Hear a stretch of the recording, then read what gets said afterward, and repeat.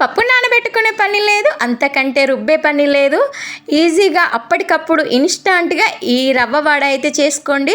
అస్సలు ఆయిల్ పట్టదు, తిన్నా కొద్దీ తినాలనిపించే, కడుపుబ్బరం లేకుండా చాలా ఈజీగా ఉంటుంది పొట్టకి. మరి చూసేద్దామా? Welcome back to our channel. నేను మీ సాత్విక.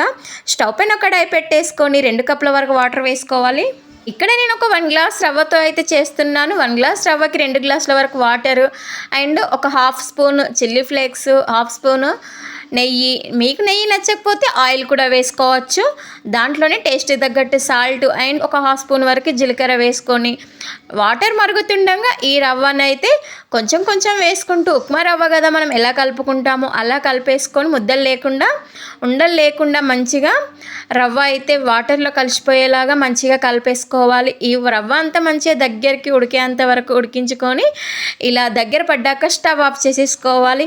ఇప్పుడు దీన్ని ఒక ప్లేట్లోకి పెట్టేసుకొని ఇదంతా చల్లార పెట్టేసుకోవాలి. ఈ రవ్వ మంచిగా చల్లారే అంతలోపు మన ఛానల్ని కనుక ఫస్ట్ టైం చూసి ఉంటే లైక్ చేయండి, షేర్ చేయండి. మన ఛానల్ని ఫస్ట్ టైం చూసిన వాళ్ళైతే ఛానల్ని అయితే సబ్స్క్రైబ్ చేయండి. మరిన్ని వీడియోస్ కోసం అయితే బెల్ ఐకాన్ అయితే క్లిక్ చేయండి.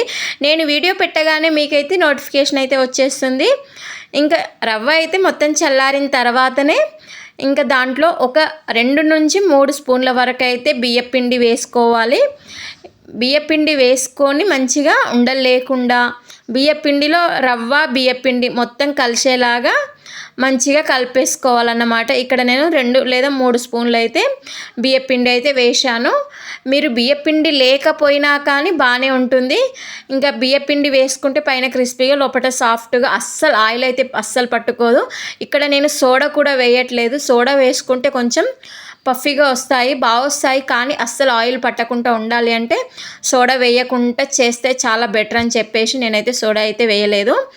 ఇంకా నేను ఇక్కడ మంచిగా బియ్యపిండి రవ్వ మంచిగా కలిసేలాగా అయితే ముద్దలాగా అయితే కలిపేసుకున్నాను. ఇక్కడ మీరు ఒకేసారి ఈ వడలన్నీ ఒకే దగ్గర కూర్చొని మంచిగా వడలన్నీ చేసేసుకొని మంచిగా ఆయిల్లో అయితే ఒకటేసారి ఫ్రై చేసేసుకోవచ్చు. ఒకేసారి 4 లేదా 5 వడలు వేసేసుకొని మంచిగా ఫ్రై చేసేసుకోవచ్చు.